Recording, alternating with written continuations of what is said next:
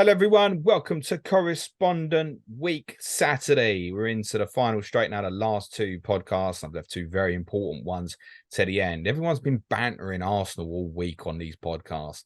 Adam Pritchard is in to get his own back. Maybe. Let me introduce you to Arsenal correspondent. Adam, how are you, mate? I'm doing well, thanks, James. Good, mate. You going to win the league?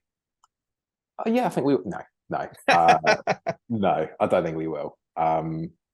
Obviously, last season was a nice kind of taste of the high life of the optimism that we might do it for a healthy stretch of the season. But I think we were brought back crushing to reality towards the end. So no, I don't think we will. The last time you appeared on this podcast was days before the Southampton game. God, I remember that. Yeah, we have to talk about it, mate. It's one of the most mental ends to a football match I think I've ever seen. It was insane. What's even worse is now remembering back to that Southampton game. Because I think it was the City game was in the week. It was in the middle of the week after, wasn't it? And right, I was almost dismissing Southampton at home as that'll be an easy 3 points. My mind was 100% focused on City, and that didn't go too well. Well, I think that's possibly what happened to your team as well. Yeah, no, of course. Yeah. And to be fair, you weren't wrong to dismiss them. Matt was sitting next to you going, you've got no chance. I think they even had they'd never won away to you in Premier League history. It'd been at least 20 years, 25 years or so as well. And then the first one, I remember watching it, the first one went in and it was like, yeah, well, 15 seconds gone, doesn't matter. The second one goes in, you think, oh, hello. You sit up a bit as a Tottenham fan. Then you score and you think, they'll get it back. And it went 3-1. You were dominating territorial. It went 3-1. And then, to be honest, it got into the final 10 minutes and they were comfortable. They were in control. They took Romeo Lavia off and then carnage. Yeah. It was the weird feeling of, you can hear it in the crowd almost, not like an anger or even like an exasperation, but like a kind of, come on, guys, we're better than this. And like everyone was kind of cheering on the team, but almost like doing it a little bit begrudgingly, because I think everyone was thinking we really shouldn't be in this situation. And you could tell, looking at the players at the end, it was a draw that felt like a defeat, even though we were losing. So in theory, you should kind of at least take some positives from it. But I mean, I think it might have been Gabriel was kind of like on his knees or on his haunches at the end of the game. And that you just look at those players and think, it was the reverse of the late Bournemouth win when you did get it at the end and everyone went, have you gone over the top and all that? It's like, hold on, you scored a 97th minute winner, you're going to go mental against anyone. That was the complete opposite. Where it's gone, it's almost like, get yourselves up because there's another big game on Wednesday. You got beat that night by the clock. It was literally just watching the end of that game. Knew as soon as Saka scored, it was like, it wasn't Saka. Who got the second? Odegaard, wasn't it? Odegaard, yeah. It was like, oh, he's coming. There's going to be a lot of added time on it. And then Saka scored it almost straight away, wasn't it? Next attack. And that 6-7 minutes, I don't know how Southampton got through it. No, I don't know how I got through it either, to be honest. It was, and it felt like we had, I mean, I think I said this at the time, but it's certainly easier to point out in hindsight. We had too many of those games.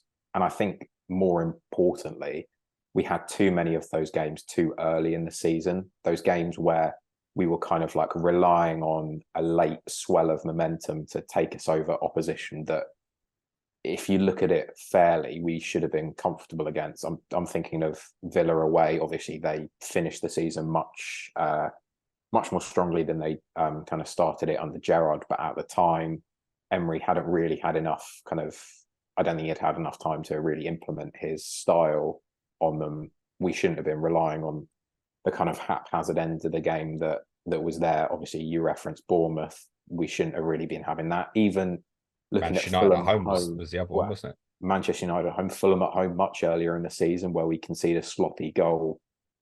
Gabriel, I think, giving the ball away to Mitrovic, and we had to rely on a relatively late goal there. I think it Leeds away, where we were really, really under the cosh there, and it was a Saka kind of. I mean, to be fair, in the first half of the season, I think that's the only game you were out XG'd was Leeds away. Yeah.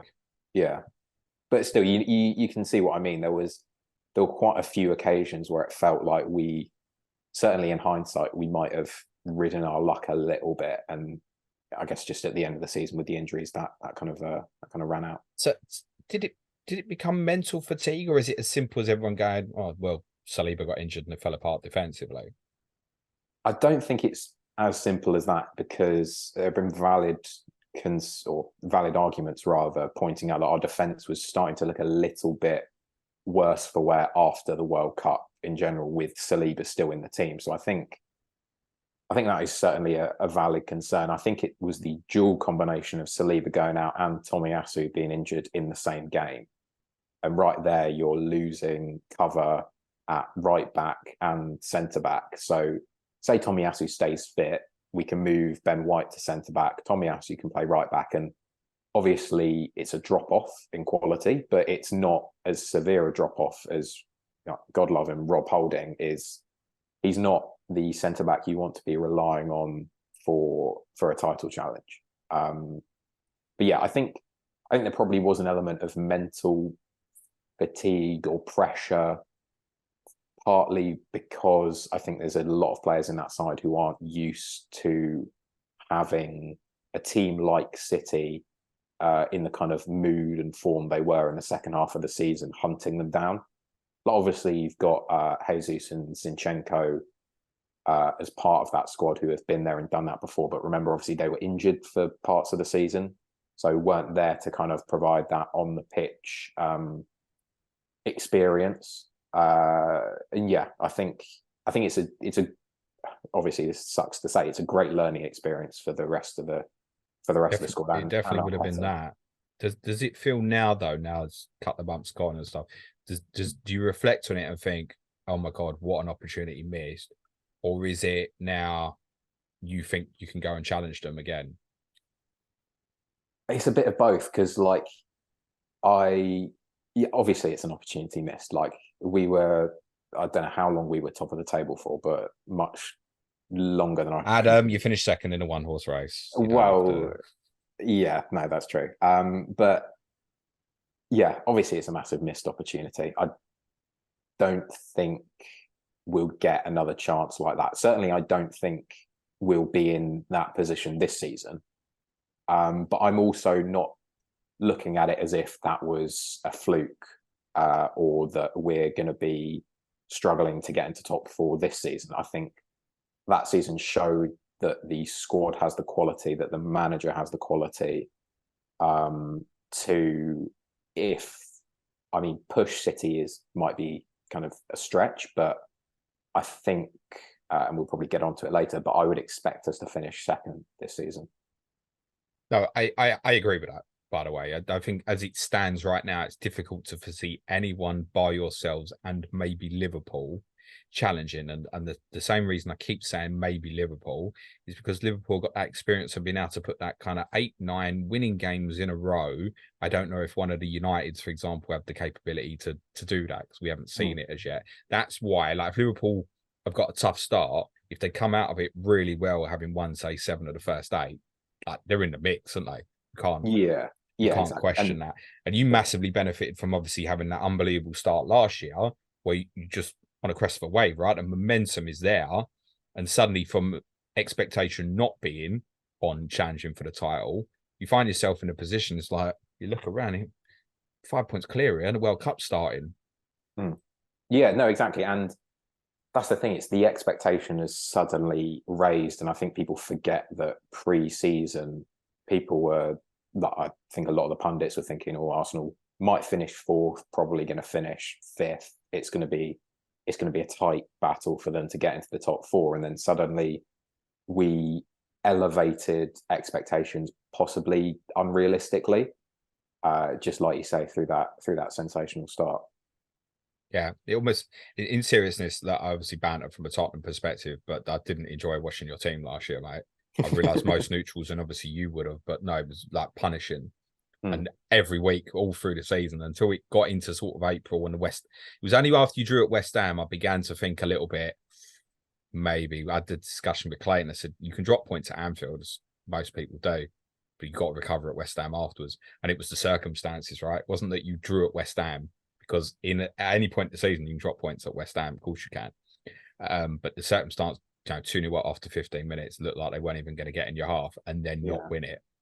I think that's exactly right. It's the circumstances. It's going from, because like the way we started that game, the first sort of 10, 15, 20 minutes, it was like the Liverpool game never happened. It was like, this is the same team that started the season absolutely on fire. And yeah, like you say, the way that everything transpired from there on in, and from the emotional perspective as well, having it kind of at least feel like it came down to Saka missing that penalty was a bit of a blow there as well. Yeah, it actually became, and it feels bad, but it was the defining moment of the season, I think.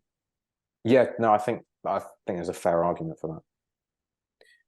Can you foresee City dropping off? That feels difficult the way they finished and having won the treble as well. But now there's, I asked this to Johnny earlier in the week. It's like, who beats you, or will it be you beating yourself? And it's like, probably be us beating ourselves. In all honesty, motivation could be a problem for them. It could be, but I feel like we've said that like a few times before. But now I guess they've got that kind of, they've just won the treble, they've won the Champions League. That's a kind of different level that they haven't necessarily achieved before. There's a lot of turnover in that squad. Like there's a lot of turnover. And I know obviously last season they proved that they can adapt to having something completely different in the form of Haaland coming into their side. But they've lost, or maybe not they've lost, there is a lot of turnover. Like obviously kind of Mahrez and Gundogan are like the ones that stand out. And losing a player like Gundogan in that midfield, I think, is going to be a bigger loss, certainly in the back end of the season, than people realise it might be now. Because like he came up clutch for them so many times, not just last season, but in seasons gone by. And Kovacic is an excellent player. I think he's almost as good as Gundogan, but it's going to take him time to adapt. Different profile, isn't it? He ain't going to get Gundogan's goal tally. No, absolutely that not. feels like a certainty. So that's what you're talking about, coming up clutch. Key moments, even last day of the season before, right? He's scoring a couple, tapping at the back post for the winner and stuff. You look at the FA Cup final. Yeah, big game player who knew how to get in the right position at the right time. Looking at them opening fixtures, Adam, it's a good run for you again at the start, as it was last year. Forest at home, Palace away, Fulham, then Manchester United at home, Everton away, Tottenham at home, Bournemouth away. The fact that the United and Tottenham games are both at the Emirates leans in even more to say we would go into every game and expectation would be that you'll be heavy favourites pretty much going into all of them at the moment. Maybe not Manchester United, but you'll certainly be favourites. To go again from those first 7, how many points do you think you need before you play Manchester City? I would say we can only really afford to. I don't know. I would look at that and think if we won all and then drew United and even drew Spurs, I would be okay with that. Like obviously I'll be okay with that. I'll be pretty happy because it's an unbeaten start to the season. But I think there's a few unknown factors around certainly Tottenham. I haven't watched enough of them in pre-season to know how you're going to shake up. I will get a better understanding. We'll either beat you 4-3 or you'll beat us 5-0. Exactly, that's the kind of vibe I'm getting. It'll be one or the other, mate. Yeah. But yeah, no, I don't think we can afford to lose to Man United or Tottenham. Really, it's like it's such a different pressure, isn't it? Because this time last year, with a similar run, you'd have gone 2 points per game from that start, put you in good position for top 4. Now the ambition's changed, right? You finishing 4th this season now would be like a failure, which is credit to how you performed last year. Corresponding games last year, you got 18 points out of 21. You won 6. You lost to Everton, right? Well, yeah. And it doesn't matter which games you draw or if you lose one and win the rest. It could be, for example, you beat United, draw at Everton even, can be a tough game, and you win the other 5. That's fine. But you're almost looking at that, and you sort of 16, 17 points. If you're going to go for the title with City, considering the start they've got, unless they have a major drop off, you think you've got to do well in these games, haven't you? Yeah, especially when now obviously we're in the Champions League rather than the Europa League. That brings with it an expectation to play a stronger side even if the kind of Wednesday, Saturday or Wednesday, Sunday isn't as bad as the kind of Thursday night games, we're going to be fielding a stronger team in the groups for the Champions League than we were in the Europa League. So I think that kind of stretch in the kind of November time is going to be where we really see what this team is made of. Yeah, after the first 7, it's City at home, Chelsea away, Sheffield United at home, Newcastle away. So certainly in terms of the next 4, it's 3 rough ones in it. And I know you won at Stamford Bridge and St James's last year. I think anyone who does that again this year will probably do quite well, I should imagine.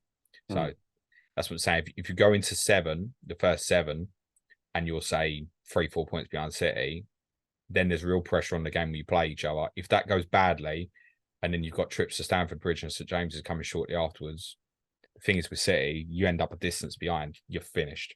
Yeah, exactly. You blink and they're 6 points clear, and it's like, yeah, that kind of gap to them is almost impossible to make up. Not that being 13 points ahead does anyone any good either, by the way. All right, let's do a little bit of FPL. Obviously the big news this week, and we should say with all these, we are pre-recording on Friday morning. Jesus injured. That's 100% confirmed if we believe what comes out of Mikel Arteta's mouth, which I don't always do, but it doesn't seem any reason for him to not be telling the truth about this, does there? No. I think it was kind of came out before the Monaco game, the friendly that was played on Wednesday this week, that he wasn't going to be in the squad, and people were kind of like hearing rumours that it was a serious aggravation of his knee injury, which thankfully it doesn't look to be. It just looks to be a kind of minor flare-up that they need to kind of sort some bits out on, and that I'm kind of guessing will be a couple of weeks out. But he definitely will miss the start, the first game of the season, and I would expect him to probably miss the second game as well. I just think with the other options that we've got at centre forward, we need to be careful and we need to manage him back. Like I don't want to see him being rushed back at sort of like 80%. It doesn't feel a need to with those fixtures. I'm sure probably Arteta probably thinks I would like him to play against Manchester United in game week 4 as a priority. Therefore, for that, because he's going to be a little bit behind on fitness of the others, probably needs to play against Fulham in game week 3. But you beat United without him last year. Well, yeah, exactly. Like you said, that United game, in my mind, that's the kind of target for where I want him to be back 100% fit. So we've got Chelsea coming to this brilliant run from game week 3. So is there a placeholder there for Arsenal for 2 games that can then be moved for when Jesus is fit? Who do you think will play centre forward in the Forest and Palace games? I okay, so let me say, I'm expecting the Community Shield. I think Nketiah will start. Okay. Because he started in the friendly against Monaco. I think he was captain in our friendly in the States against United. And I think certainly in the most recent friendly, I think he played really, really well. I know a lot of people aren't too convinced by him. They're a bit kind of unsure about his like close control and his build-up play, which is with their fair criticisms to level at him. But I think when he came in last season, certainly at the start, you referenced the United game earlier, he was massive in us winning that game, and he performed really, really well and quite unexpectedly so. And Arteta has always talked up his talent, even when he was running down his contract a couple of seasons ago. He was always like, yeah, I feel bad for not playing Nketiah more. He's got the talent. He just needs a run of games. And I believe in his ability. And I think the only reason he came out of the side last season was because he got injured. And that's sort of when we saw Trossard feature more prominently in the middle. And he performed excellently as well. There's no knock against his ability. But I think Nketiah will get the nod, certainly in the Community Shield, and I would probably expect opening day as well. Okay. So I think a lot of people were possibly expecting that answer was going to be Trossard. Yeah, I've seen that going around, and I'll be honest, I'm a little bit confused as to why people have assumed that so readily. Because like pre-season, the majority of Trossard's minutes, I think, have been as the left 8, actually, in the centre of midfield, or on the left wing. I think I think Arteta has previously shown preference for Nketiah when he was 100% fit. And yeah, I think you can put a good amount of stock in what Arteta has said about Nketiah in the past and what he's kind of showed in those friendlies by giving him the armband. I know it's only a friendly, but I still think it means something. I want to start with Christopher Nkunku, who at time of recording is also a pretty big doubt. Yeah. What do you therefore think of the idea of starting with Nketiah and leaving 2+ million in the bank? I mean, I understand why people will want to do it. I am a little bit wary of booking in transfers at the start of the season. Like, I know a lot of people tried that last year with the, I think it was the Kane to Haaland switch, and that ended up not really working out. You just never know what's going to come up in those kind of opening couple of fixtures, especially where I feel like this season there are more unknowns about the top teams than there have been previously. Like, you got the likes of Spurs, Chelsea, even to a certain extent Liverpool, and perhaps you could even say Man United with Højlund coming in. There's not as much certainty around how they're going to line up from an offensive perspective. So it's not what I'm going to be doing. I can understand why people might want to do it. Yeah, it's tough to say. It's tough to knock, obviously, because you've got a player. Nketiah's 5.5, isn't he? Yeah, I mean, realistically, who wants to go in a leave game week 1 and like 2, and it might need to be like 2.5 in the bank even, right? To make sure that you can do the transfer. I mean, who wants to go in a game week 1 and do that? Also, but, I think just to add on that, you don't play Sky, do you? No. In Sky Fantasy, that is the sort of move that we would very much consider potentially. If the dates of the games in match day 3 worked out, we'd go, yeah, leave the money there in the bank and then do it when the time is right. We'd consider that, but we'd never consider doing it in FPL. No, I think that, and what I've got at the moment is I've actually got Jackson from Chelsea, because I think he looks like he started all of their preseason games, and the more I've kind of looked at it over the past week, the more I've considered, I don't know whether I really think Liverpool at home is that bad of a game from an attacking perspective. So I think he looks like an interesting player. And I think I would prefer to do that with someone who I feel like 70, 80% confident is going to start the season as the first choice striker, rather than someone who is effectively just a placeholder. Okay. So just interesting to go back to your point on Trossard. Is Trossard now competing with Havertz then? Rather than Trossard competing with Martinelli, is Trossard competing with Havertz? I think he's competing with Havertz and Martinelli, if that's not really a very helpful answer. No, that's fine. But I think the way it's gonna work out this season, I don't think it's as simple as one over the other. Like, they've got very different styles of play. They're very different types of player. Like, I think Trossard is much more technically secure. I think he's much more comfortable coming like closer to that kind of central midfield area. So I think that's going to be more important, say, perhaps even in one of the bigger games where you want that kind of more technical security. I think I could see that happening. With Gabriel Martinelli, is just like, he's a road runner. He's electric on the break, and he will like destroy teams in the transition. So if we were playing against Liverpool, for example, I would probably choose Martinelli, because I think he is perfect for attacking those spaces on the right-hand side of their defence. But yeah, no, I think he's competing for both those positions. Martinelli's in my team. He's in mine. Okay, right. Thank you for answering the question. And I'd like to point out that he bloody was before all these forwards got injured as well. Gabriel Jesus honestly was a non-runner for me. The 3 I'm on at the moment is Gabriel, Saka and Martinelli. We'll touch on all of them. Should there be a concern about Martinelli in minutes? I think there shouldn't really be a concern, in that I think he will start the season. I'm pretty confident in that. I think now with 5 subs and the amount of attacking options we have, I would say probably Saka is the only one that I am like, I'm 100% confident he will get 85 plus minutes. If he's fit and he's fine, I'm pretty confident Arteta will just like run him into the ground as he did last season, pretty much, because he's our Do you think best that player. might change with Champions League football now, though, a bit more? I think it will change in the Champions League, perhaps more than the Premier League. Certainly at the Why start do you say of the that? season.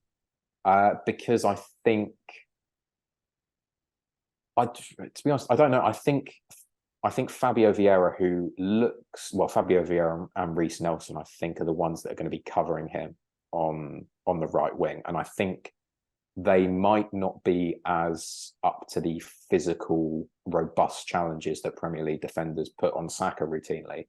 I think you're going to get less of that in the Champions League. Not to say that it's you've been out the Champions League for a while, haven't you? I've been out for ages. So yeah, I'm not sure that's the case, mate. I think That's all. But I think you can get away with having higher of like tilting the kind of player profile towards the technical rather than the physical. I think that's probably fair to say. Yeah. So I think that's where he's going to get his minutes managed more, I would say. Which might be a bit ironic because obviously we've been clamoring to get in the Champions League for ages, and suddenly we're looking at taking off our best player after 70 minutes, ironically. So look, Saka, if he's fit, he's 100% the starter in game week 1, isn't he? Unless something goes wrong in the Community Shield or in training, right? It's 100%. What's Martinelli? With the Gabriel Jesus injury, I would say 90%. That's strong enough for me, mate. Yeah, and not to want to question it. No, and for clarity, if it helps, before the Gabriel Jesus injury, I had Martinelli and Saka anyway. They were the first 2 Arsenal players I put in my draft. Same. So I'm pretty confident. Okay, talk to me about Havertz and this signing and what you think of it and the fact you've never, ever been critical of him in the past. How's he going to fit in, mate? Well, as you know, James, I've been a long-standing fan of him. I loved him during his time at Chelsea. I thought he was excellent. Here's the mistake you always make, mate, on the app formerly known as Twitter. The fact that you tweeted so much that you'd always been a fan made me remember that you hadn't. Otherwise, I wouldn't have noticed, mate. Yeah. Dug yourself out. Yeah, one of many examples. I should keep my mouth shut. But yeah, I'll be honest. When I first saw it, I was a little bit confused, but obviously I was cognizant of the fact that Granit Xhaka he hadn't left at that point, but it was an open secret he was going to leave, and we needed to replace him. So we needed a kind of left number 8.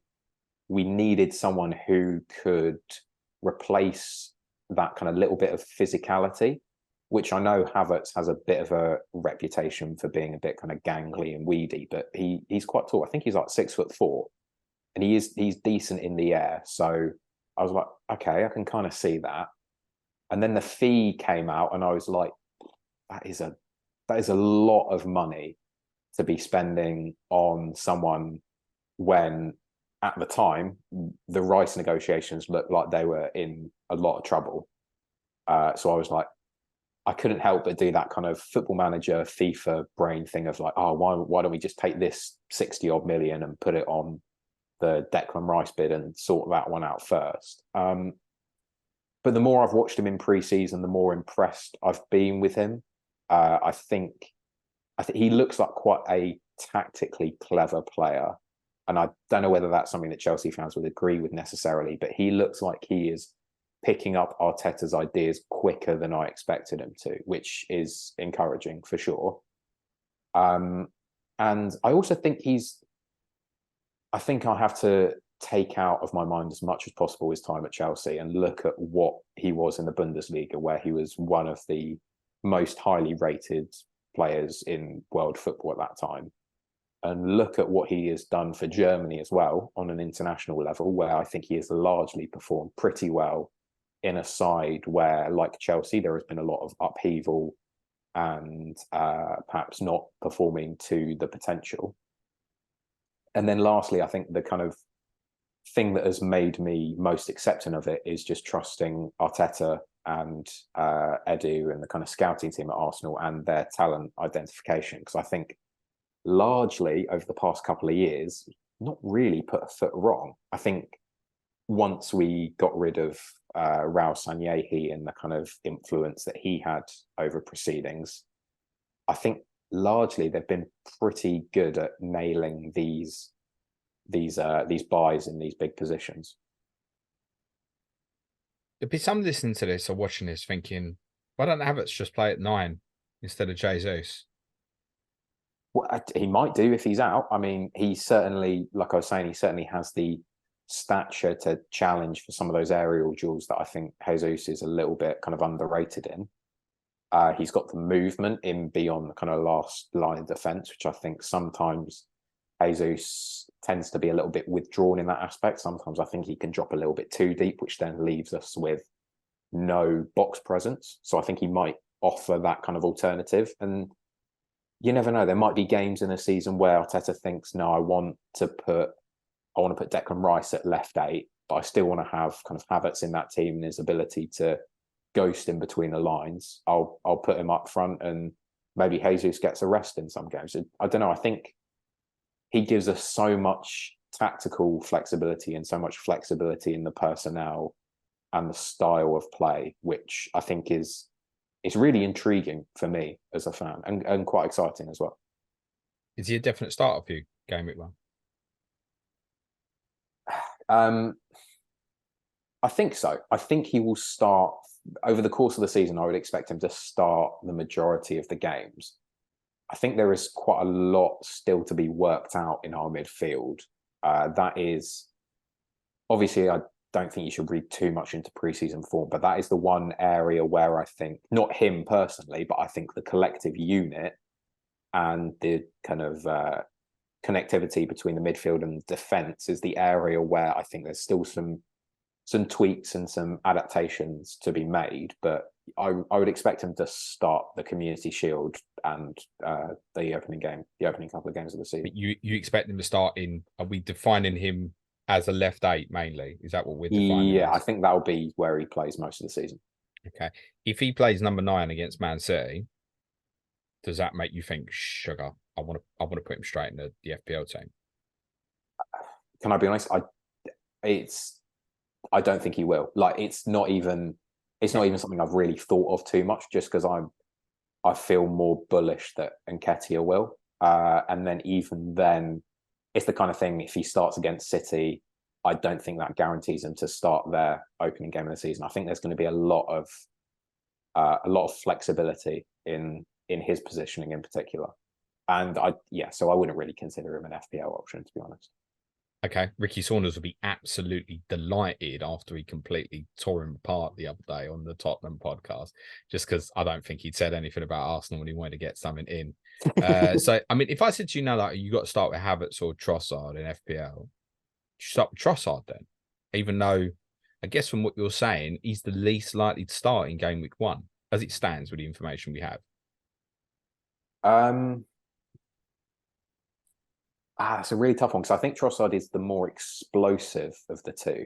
So, like, if you said to me, who do you think is going to return more, I might lean towards Trossard. But if you said, who do I think is likely to get the more minutes, I might say Havertz. But I think it would be a close one between the two, because I think there's something quite interesting that happened quite a lot in pre-season that I think will be a trend we see in the season proper itself. A lot of back post runs. Watch out for that, because I think Saka is very, very good at toying with the opposition defender, cutting back and putting in kind of deep crosses. So we saw it a couple of times in pre-season, and I would expect that trend to certainly continue into the first part of the season. Okay. Havertz, if we're judging him at the moment with what we know as a profile of left 8, I can't help but think that might have a from a fantasy perspective, a negative impact on Odegaard. Just purely because there's going to be certain game states and situations where someone's got to go and help. I presume Declan Rice is going to play. And do you want Havertz dropping in? And we know Xhaka was used as kind of almost like a spatial player last year. It was almost like a decoy. It's like, right, get into that position as quickly as possible. And I can foresee all that against Havertz. But certainly some of the bigger games, there's spells where you think, right, there's 5-10 minutes here. We've got to drop something in next to him. As it stands now, that's Odegaard, isn't it? Well, there's a couple of things there I would say. I think in those bigger games, I think you're right. I think that would be, and that has been my main concern. I think it's not out of the question that in those kind of games, maybe we opt to invert both fullbacks. So we give more kind of security to that central space. You copy Tottenham now. Like it. Go on. I don't think that's out of the question. I also don't think it's out of the question that Havertz just doesn't start those games. We play Declan Rice as the left 8 and we have someone else in defensive midfield. So I think those would be certainly my go-to options in those circumstances. Odegaard's still a good choice, isn't he? Yeah, I think so. If this makes any difference, I haven't really looked at him too much, but I think that is because I think Saka and Martinelli are clear for me. That's my take as well. Yeah, look, Odegaard gives you a guarantee over Martinelli in terms of minutes, I think. It's fair to say. And he's, in a weird way, he'd probably now arguably be the most difficult player in the team to replace, possibly. I guess it'd probably be between him and Saka, but someone to replicate what Odegaard does would be mad difficult if you suddenly lose him from the team. Yeah. So in terms of minutes and stuff, there's no question or anything like that. And that's a definite over Martinelli, who could get hooked with 35 minutes to go, right? Sure, yeah. That's not going to happen to Odegaard unless he's injured. But yeah, like you, it's Saka Martinelli for me. I've not wavered that from since the game opened. I don't think they've been there the whole time. Yeah, and I think there's a certain element where people can start to overthink that a little bit, and people see pre-season and people see Trossard playing well, which he has done. He has played very well in Martinelli's position, and sometimes they kind of spin up a narrative that I don't necessarily think really exists. We had a debate with Gary on the United podcast about Rashford versus Fernandes, and of course you can have both, and this is the same with Saka or Odegaard. But I am conscious that definitely feels like Saka over Odegaard to me personally. Do you agree with that? Yeah, no, I would agree. I mean, Saka's ownership is monstrous at the moment. I'm pretty sure he's second most owned player in the game at the moment. I don't want to be without that against Nottingham Forest, and I know there's plenty who think they captain him as well. How do you feel about that?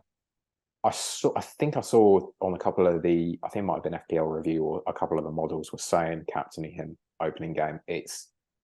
Look, I learned my lesson last year going against the template and going against the grain can punish you horrifically. So it's not a risk I want to take. Yeah, you're saying you're not going to do it. Okay. Is Rice definitely a 6? Is that primarily what we're saying, or in terms of our deepest midfield player, if you will, but perhaps with license that in some of the more difficult games, he might even play instead of Havertz a little bit further forward, maybe, which is probably not something to see at the start of the season, I'm guessing. Yeah, no, I think he's been signed as a 6. Arteta has been talking about him in that role. So yeah, I think you're spot on with that. Starters, definitely in most of the games. You don't want to call them easy games, but in those kind of situations, he'll be playing as a 6, and we could see him. You can shove that into 4-1-4-1, or obviously part of the next conversation, inversion. So we saw a lot last year with obviously Zinchenko doing it from the left. I think we've seen, I want to say, and I can't say I've watched you, we've seen Jurrien Timber doing it from both left and right in pre-season. We saw a couple of players do it from right back towards the end of the season as well. I've long wondered why Ben White's not been tried as doing it. One of the questions, I think we've already answered it, is could it be that you do both at the same time?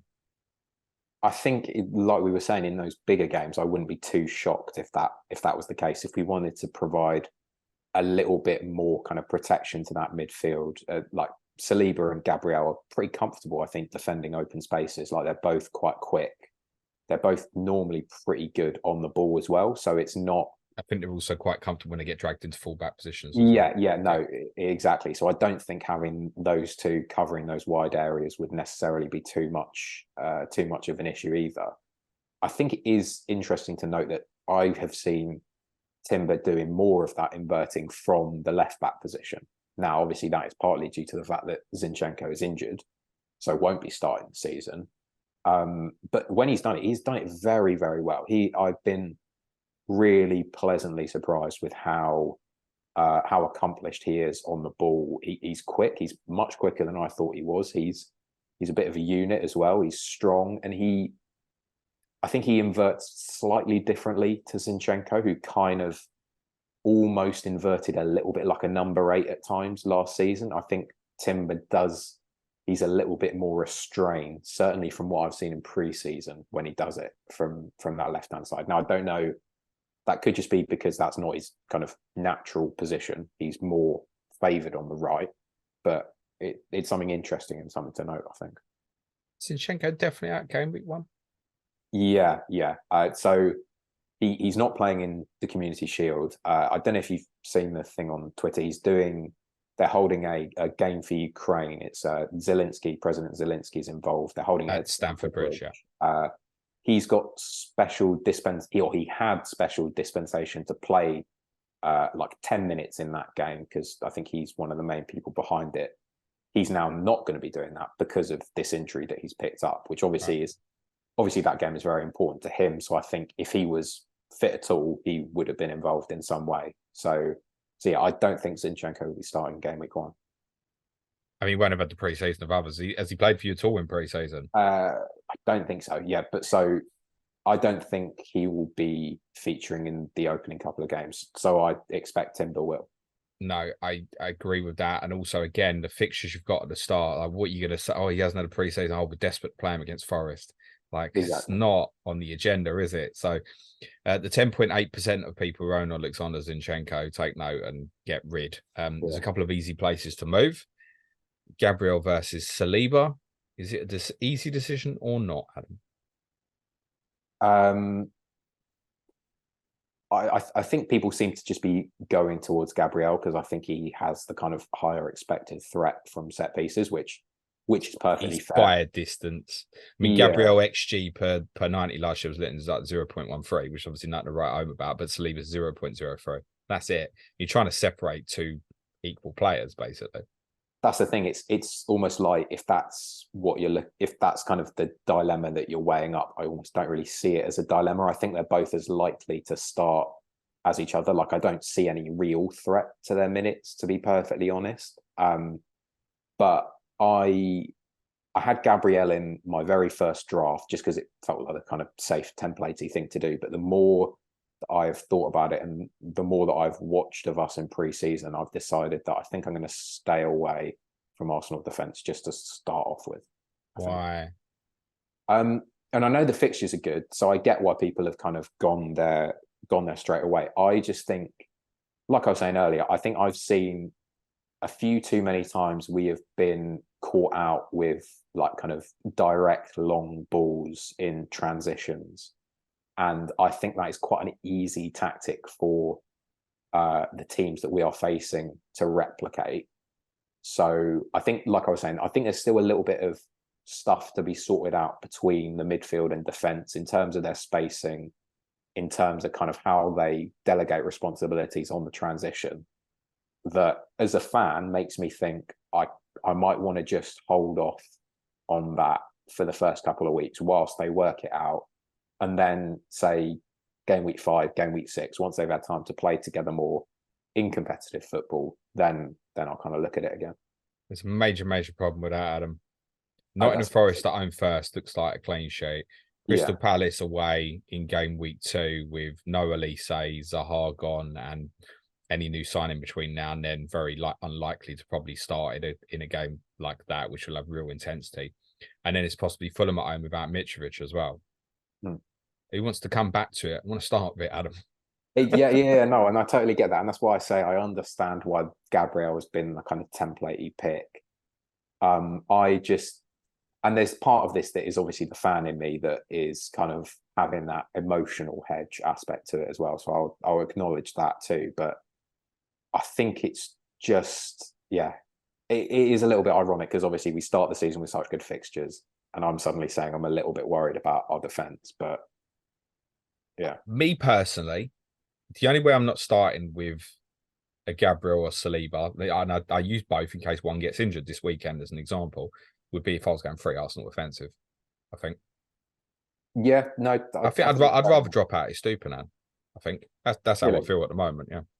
Okay, yeah, and I get that, and maybe this is a case of me just reading too much into preseason when the players aren't 100% fit. But I can just see us starting the season not looking as kind of cohesive as we did last season. That's not to say we're going to be bad or anything like that. I think we'll work it out, and it'll probably end up all okay. I'm just looking back to this time last year, pre-season, we were absolutely electric, both in attack and in defence. This time out, the defence has been a little bit shakier, for my liking anyway. So that's kind of why I'm not saying no, definitely don't go for them, but I'm just kind of like, not at the moment. In the corresponding fixtures last season, scored 9, conceded 1. Indeed. To be honest, yeah, I'd expect similar. Yeah, and like I say, I think that's a completely fair assumption to make. I'm basing this off what I've seen in preseason, which I know I said earlier, don't read too much into preseason form, but I'm reading more into not necessarily the form, more into the kind of structure. I have seen a bit of concern from some Arsenal fans it's interesting. Comparing to this time last season, who did you play at the Emirates before the season started last year? And he beat them like 6-0 or something. I think it was Sevilla. That's right. Yeah, and it was like Arsenal fans were getting hyped, and they were like, we're going to go and destroy some teams and stuff. And for usual noise, friendlies. But once the season starts, you'll be sloppy. And you weren't. And I don't know if there's a comparison now, because it's been a bit more sloppy, what you're saying in pre-season. I've seen other Arsenal fans say this, that it's not felt quite like it's clicking like it was this time last year. Yeah, and I think that is true. I also think it's not entirely to be unexpected when what we're doing is we're effectively replacing 2 out of 3 midfielders, and we've also had to replace a fullback in Zinchenko, at least in pre-season, who was one of the most transformative aspects to that opening part of our season last year. So I don't think it's to be unexpected. And even Man City took a little bit of time to kind of gel and work up last season to playing with Haaland. Obviously, it doesn't seem like it because he scored 1 million goals, but it did take them a little bit of time. I'm sure you remember there were even periods where people were saying, "Oh, our City are worse team with Haaland." No, we had that discussion. Exactly. So I think I'm not saying there will be that kind of exact facsimile for our Arsenal worse with Havertz and Rice, but I think it will take them time, and it will take the team time to gel to playing with them. So yeah, I think we won't be as all guns blazing as we were at the start of last season, and that will be hard to replicate anyway. You seen Nottingham Forest result the other night? No, I haven't. I lost 5-0 to Rennes, and that's since I recorded with Mark Southerns, and he's very much warned us they are not in a good way going into game week 1. No. Yeah, I'm not saying we're going to lose that game at all. I would still expect us to win. I think it's just more of some creases that just need ironing out. If Gabriel scores in that game and keeps a clean sheet, job done. Yeah, exactly. I'm not sure I want to miss that. And I've kind of been leaning into, I'd like to go Saliba. I'd like to go with a differential one here, but I don't think there's enough difference between the two. Time recording, Saliba's 15%, Gabriel's 23%, near enough. I don't think there's enough of a case to say it's worth going Saliba over Gabriel when it's that close. And the attacking numbers, it's fair to say Gabriel is a bigger threat, isn't he? Yeah, no, 100%. If I was to go with an Arsenal defender, it would be Gabriel, definitely. What do you think the starting back four will be? Are we looking at White right back and Timber left back as it probably stands then? Yeah, I would expect it to be, so from left to right, it would be Timber left back, Gabriel and Saliba, and then Ben White right back. Okay, and it says in terms of layout, a team, it's going to look quite similar to what we primarily saw with Zinchenko doing it last year, right? Yeah, I wouldn't, like I'm saying, I'm not expecting Timber to push on into the kind of advanced central areas as we saw Zinchenko. At least, also, I think it might help kind of bring a little bit more solidity to the kind of spaces in between the midfield and defence. Okay. If it was to be done from right back, let's say with Timber, Just hear with me for a minute. Let's say there's injuries at left back and Kieran Tierney plays, and he plays left back because that's the only real alternative. Say, and you're going to do it with Timber from right back. What two centre backs play under that circumstance? To be honest, I think it would be Tomiyasu would be more likely to play at left back than Tierney at the moment, because that's what we did in the Monaco friendly. Just to you are a pain sometimes, but I thank you for your honesty. I still think it would be Gabriel and Saliba. I think they are the go-to centre back partnership. So in that circumstance, and I'm just thinking outside the box for further here. Ben White is the one that wouldn't play, in your opinion. I think so, yeah.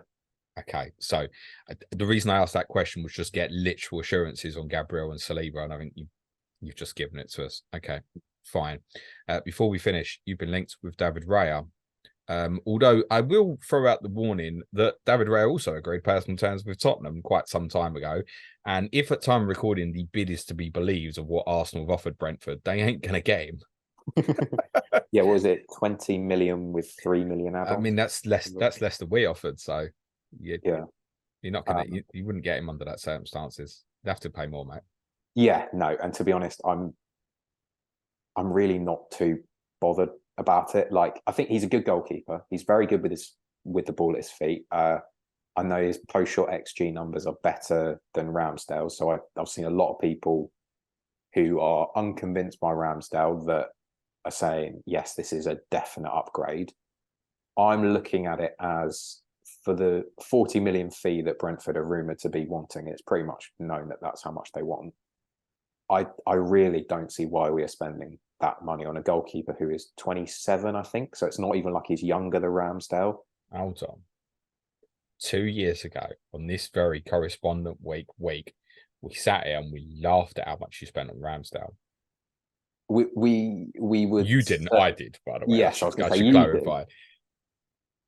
But yeah, I think he was 23 at the time, so he's a young keeper coming into a side who had Leno as the incumbent, who, although he's a very, very good goalkeeper, I think is not suited to the way Arteta wanted to play. Whereas Ramsdale is a hand-picked goalkeeper for Arteta's style of play.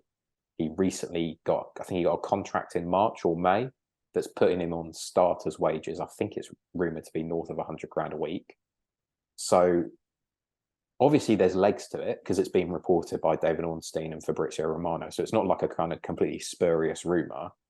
I don't 100% get it, if I'm completely honest. My take would be, by the way, that if it did go through, that Ramsdale would probably stay in goal for a bit. Yeah. But right now, that is a very dodgy pick for fantasy, isn't it?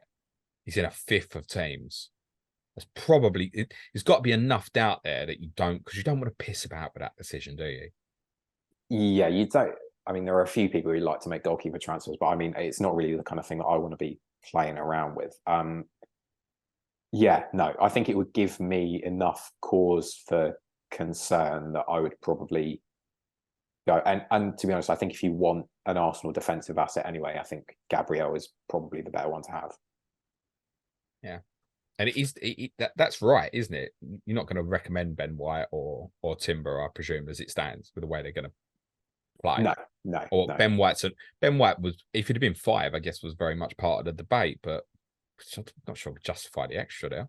Yeah, no, I think if Ben White is 5, then I would probably recommend him more than Gabriel, but there's no point in going that extra 0.5. Yeah, I think like the knock-on effects of if Raya comes in, and I wouldn't be surprised if it happens, but there's got to be a meeting of the money.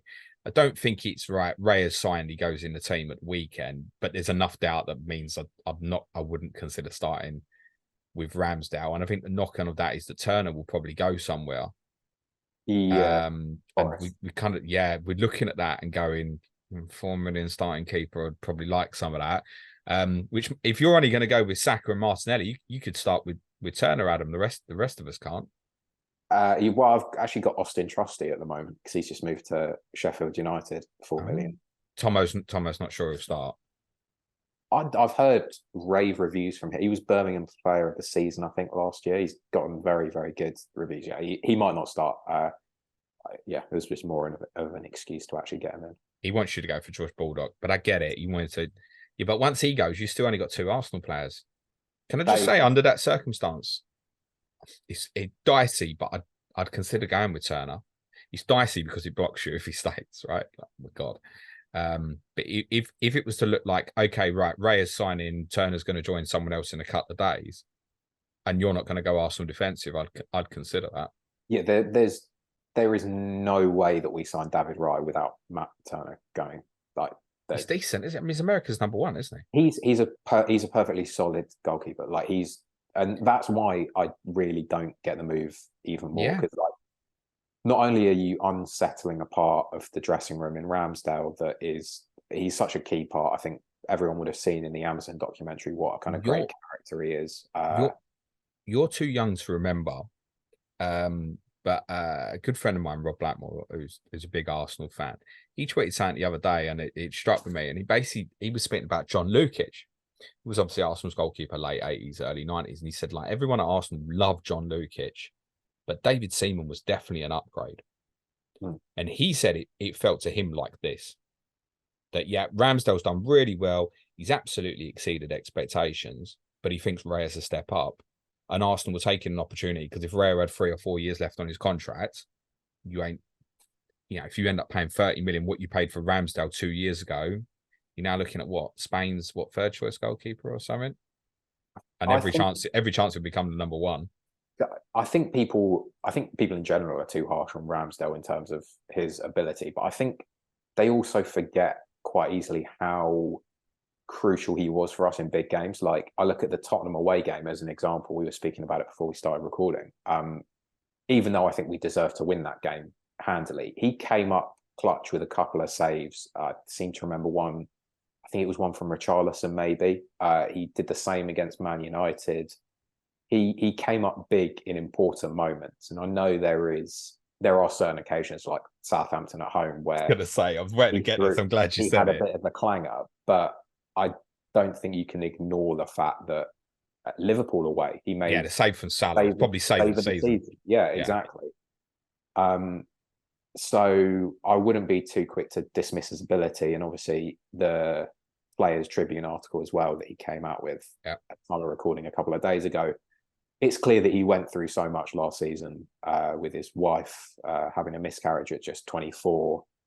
He's just 24, having to go through that, and then 3 days later playing away at Tottenham. It's like what he went through last season is kind of unimaginable for me, certainly. And I think he's just such a big part of the dressing room.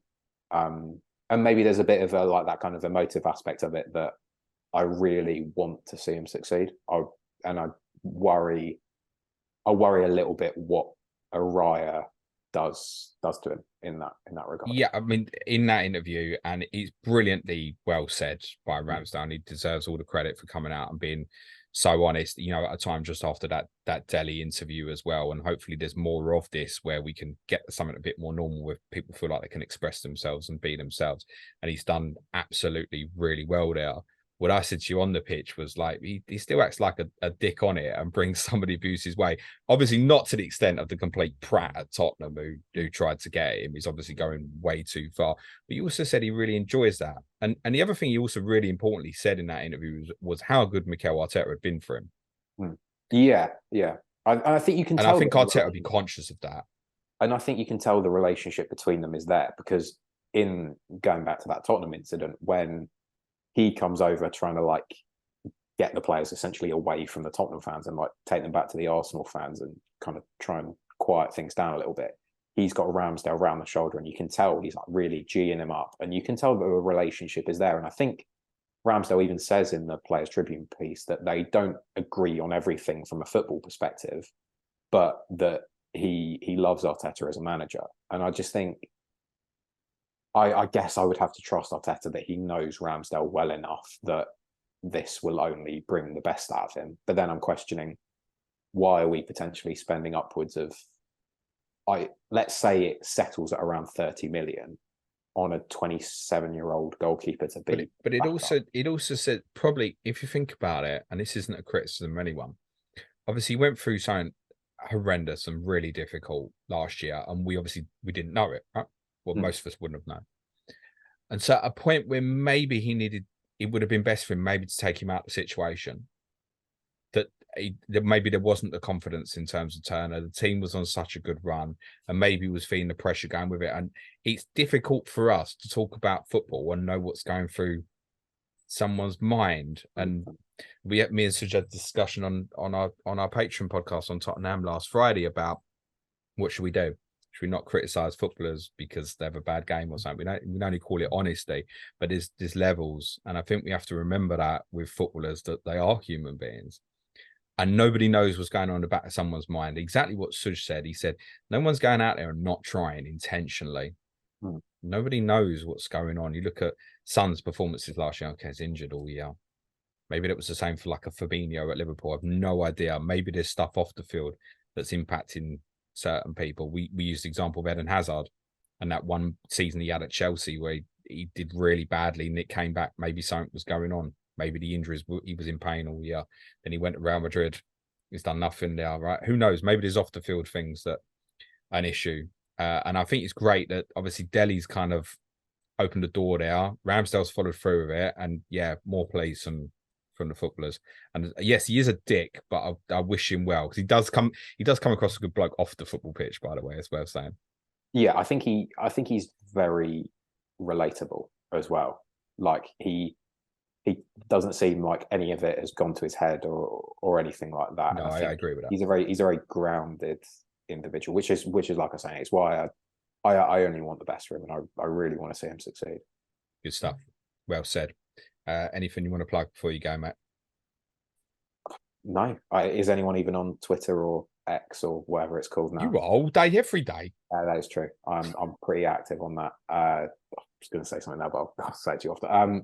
Yeah, no. Yeah, at 35who on Twitter. I'm going to keep calling it that until Elon Musk sees me. We keep calling it that anyway, mate. The app formerly known as, we call it whatever we want. You may already know the answer to this, but do you know how many of the correspondents think you will win the league? 0. Okay, you don't. The answer is 1. It's not you. No, we know that. So Mr. Mark Southerns thinks you're going to do the business. Really? And he is he is the GOAT. So I mean, let's be honest, it wasn't going to be Ricky or Gary Mantle, was it? No, definitely not. I was surprised I didn't predict as relegated. How many do you think you finished second? 13? 11. Third? 4. 6. There's one more for fourth and there's one more for fifth. And I told you off camera who said fifth, because he's on a wind up and undid all his good work. That's Mr. Gary Mantle. I cannot foresee at this moment in time how you finish lower than third. I think the depth has really increased, and I think that's important. That you went from a team that 2 or 3 years ago had no European competition. It was like trim it, and now slowly the quality is building up where we can have these debates now about, oh my God, is it Hazard versus Trossard as an 8, and the structure of the team's changed? Can you invert from left and right, or even do both? It's evolving. I don't see how you don't finish top 3 personally. From a position of supporting my team, look at finish above you is literally impossible at the moment. I don't see you having a drop off lower than that. And yes, it will be a monumental effort to try and challenge City again. Goes without saying. I think the caveat there would be I could see us finishing 4th if we get to a situation where it's like, right, Europe has suddenly not opened up, but we're doing well. Yeah, the draw is favorable. Third and fourth is no difference. And plus, you may even be in a position by that point, by the way, where it looks confirmed that 5th will maybe even be enough. But by the time we get into sort of late March, early April, we'll probably know if 5th is going to be enough for Champions League or not. Yeah, I mean, unless we win the Champions League, finishing outside the top 4, I think would be a failure for Arsenal this season. Yeah, no, it would. It would now, yeah. And that's, as we said previously, that's credit to the way you performed last year. Jokes aside about the finish, that means that we now think that, where nearly everyone thinks that you will finish top 3, essentially. One caveat, 19 of the 20 predicted Tottenham to finish 3rd last year, mate. That is true. Yeah, we're not really good at these. And I'm pretty sure you were one of them. I was. Yeah. I don't suppose you'd be putting Tottenham's finish above your team this year. Brilliant stuff. Thank you so much. We've got one to go. Give Adam a follow on the app formerly known as Twitter. 350. Brighton and Hove Albion is last, but definitely not least on Correspondent Week. Just leaves me to say thanks again so much to Adam. Cue music, please. Man child.